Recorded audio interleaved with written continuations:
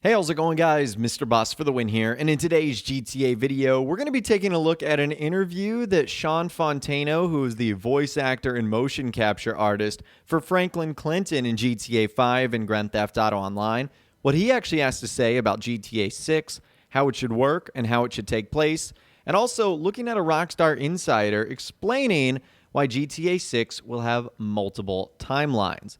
We'll be diving into all of that in this video today, and a whole lot more. So on the Say Cheese YouTube channel, which I'll leave a link to the entire thing in the description if you'd like to take a look at it for yourself, they actually got an interview with Sean Fontano, who actually has a book coming out very soon, which I think is actually kind of cool. It kind of goes into his story of becoming Franklin and working with Rockstar. It's probably a book that I'll end up picking up just because I find that sort of behind the scenes stuff very, very interesting. And he went on this podcast and they specifically asked him what he wanted to see for GTA 6 and also if he was going to be involved. Take a look at this right here. Man, I think 6, it should be, they should merge it, man. I think it should be, they should bring them back. They should bring, I don't care what age they are, whether they old now, they got to bring them back, man. I think they should just bring everybody back for this one little, like, reunion, man. Make one big, nice reunion Grand Theft Auto where you can get on a plane and go to different areas.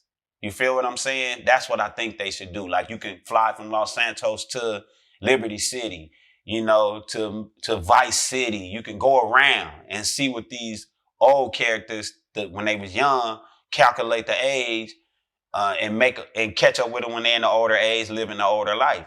You know, I don't know. Like, they might can catch up with CJ.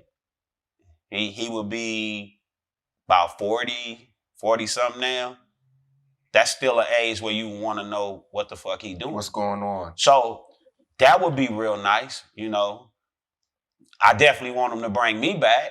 Shit, bring me back. If I had my say so, bring me back.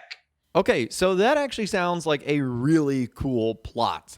Obviously, going to explore multiple different cities. That's something that I think fans have wanted for a hot minute now. Jumping on a plane, going to Vice City, to Liberty City, to San Andreas, to Las Venturas, to San Fierro, maybe even a new city. Obviously, we know the rumors of South America and Central America.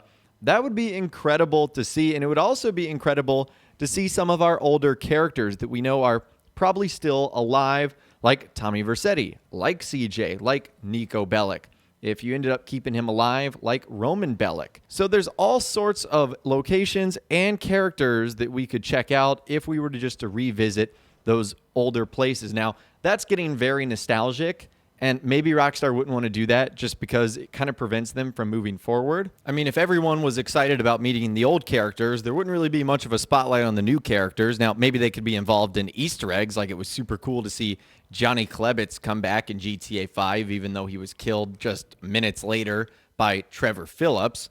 But you guys get the point there that they can be brought back. I just don't think they just need to be the star of the show. It's got to be different characters, like we moved on from Tommy Vercetti to CJ to Niko, and then the trio of Michael, Trevor, and Franklin. And then getting back to his last point, it would be super cool if Franklin was involved. I mean, technically, he's the only character that you could guarantee would be able to come back. Although I think what Rockstar has done in Grand Theft Auto Online, they've made the ending where all three of them survive canon, because now Grand Theft Auto Online is in present times, which we know features Trevor, Franklin, and mentions Michael still being alive and well. So the way Rockstar wanted the game to play out is that all three of those characters are still alive. So yeah, I guess technically all of them could end up coming back. I do think that's pretty cool. Again, if you'd like to check out the entire interview for yourself, I'll leave a link to it in the description. They talk about a handful of other topics as well, which I think are interesting, but I wanted to dive into the GTA 6 aspect of things today. And then we heard from Rockstar Games insider Tez Funds 2. Someone asked him on the GTA forum site, what's your personal opinion on a moderately sized release? What could it mean? And what do you think about GTA 6 Online? Will it be something like GTA Online, but in different locations in a different time setting? Or a new concept? How about a co-op mode? And he said, I imagine the game would adopt the chapter system from RDR2. and cities will be more of islands than connected with each other by vast lands. This would allow them to consider leaving out some chapters as future DLCs. And since it's chapter-based, the game could span multiple timelines. Keep in mind that was what was going to happen with GTA 5 single-player DLC. Sort of, not exactly, but 2 episodes of GTA single-player DLC were what-if type episodes that would drastically alter the cityscape to fit a scenario of an alien invasion or a zombie apocalypse. Take that, an RDR2 concept of buildings changing over time into GTA 6, and you end up with multiple timelines. I have no doubts the next version of GTA Online would be separate from the current one. Rockstar would want to use Red Dead Online's session migration system with GTA Online 2. That at least would require them to separate it from the current GTA Online. So I actually thought that was an amazing feature of Red Dead Redemption 2. I liked the chapter system a lot, and it allows Rockstar to explore multiple DLC options and multiple ways in which they could push new content once the game is actually out. And I like this. And if the game is going to feature multiple cities, like Franklin actually said, they could be various islands. Instead of being connected like the United States, where you can technically drive from Los Angeles to New York City, it would just be island to island to island. It might be a little bit easier for Rockstar to do that versus having to create this giant landmass.